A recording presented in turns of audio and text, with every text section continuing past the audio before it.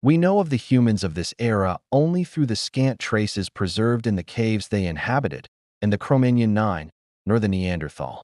This human species is not related to humans, although it possessed culture. Unfortunately, it left no traces that would allow us to compare them with those left by its contemporaries in Europe. Similarly, we have not found in Africa the clear divisions left by the Upper Paleolithic in the north.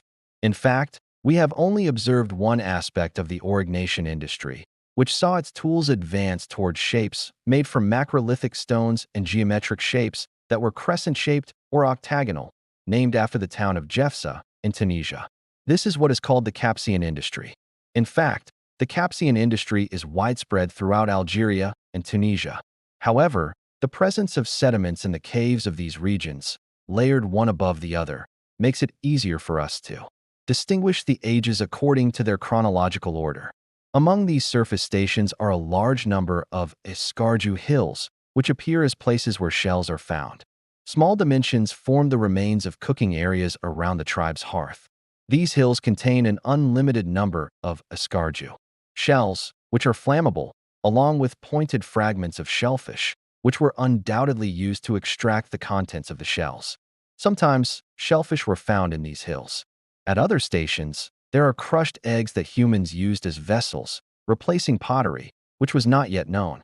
However, these Upper Paleolithic industries were not similar to those found in Egypt during this period. This was a characteristic of the industries of Egypt during that period. It was thought that the Mousterian industry on the banks of the Nile extended to the De Morgan world, the emergence of the Neolithic. However, this proved to be incorrect. He was the first to prove this in Al-Sabil, where he found that the stations he studied near the village of Fanar in that world undoubtedly date back to the Upper Paleolithic. The Kom Ombo basin and the station's location at an elevation higher than the modern Nile silt level bears witness to the decline of this industry. This industry, named Fanar after the water, which we know was widespread during this period, was called Al-Sabil industry. In fact, the true gypsum industry also appeared in Egypt. It is difficult to imagine the complete disappearance of an industry so widespread in the western part of the Nile Valley, yet so prevalent in the eastern part of Palestine and Syria.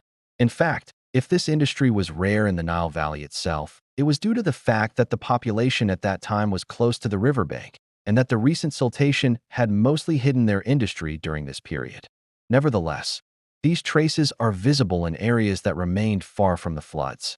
Finally, it was known that the Helwan macrolithic station, where crescent-shaped tools, small shards, and tiny knives similar to those found at the Scragonian stations were found, did not date from the Neolithic period, but from the Neolithic period. The scholar Bouvier Lapierre also discovered, a few years ago at a similar station a few kilometers north of Helwan. Some small weapons were also recently found in Wadi al-Matamud near Luxor, which appear to be from this period. There is no doubt that the scarcity of silt deposits in the arid regions surrounding the Nile Valley guarantees the discovery of such industries. Therefore, the Libyan desert opens up an endless field of research.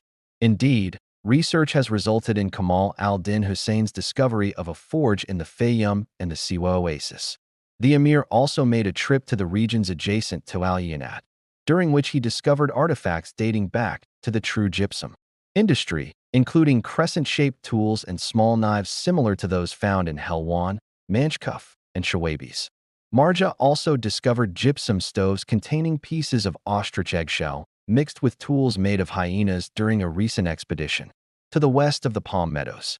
What is found are factories, Farafra, the outskirts that extend west of the Bahariya Oasis, and a small Dala Oasis, clustered around a stagnant or running water point, as is the case in the Ain Depression, which overlooks the rocky lands, where Mousterians lived several centuries ago. Here, we must mention a strange industry that emerged in the Kom Ombo region. It has been observed that on terraces of varying heights, indicating successive levels of an ancient lake, the water of which had dried up, the Mousterian tools had deteriorated, like the gypsum industry itself. Their shapes became macrolithic and geometric. Rocks engraved with colored human and animal figures have been found in the desert. These engraved rocks, as they are called by the workers in Egypt, are unknown if we can compare them to the beautiful Magdalenian art found on cave walls. We can consider them a manifestation of less sophisticated art attributed to the same era. In fact, the lack of tools from the era of these naive drawings makes determining their date very difficult. Undoubtedly, the animals depicted on these rocks suggest that these areas were once inhabited.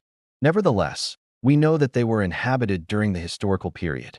It is noted that some of the animals found drawn on these rocks are attributed to animal species that still live in these areas today, such as the gazelle, while others, such as the elephant, the rhinoceros, giraffes, antelopes, and ostriches, may have retreated toward the equator.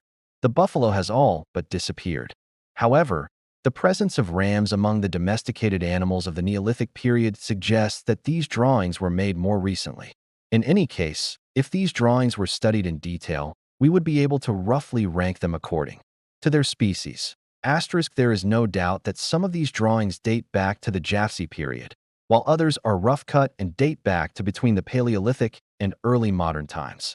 Other drawings at water spring stations date back to more recent times, including those from the Pharaonic, Roman, Arab, and current eras. Now, let's move on to the Mesolithic, Middle Stone Age. Some ancient etymologists used to see a distinct transition period between the Paleolithic and Neolithic periods, which they called the Middle Paleolithic. In fact, this term was coined by the scholar De Morgan. However, many prehistorians do not recognize the existence of this period, but rather consider the period following the Paleolithic, or the age of the polished stone, to be the Neolithic and the Eneolithic.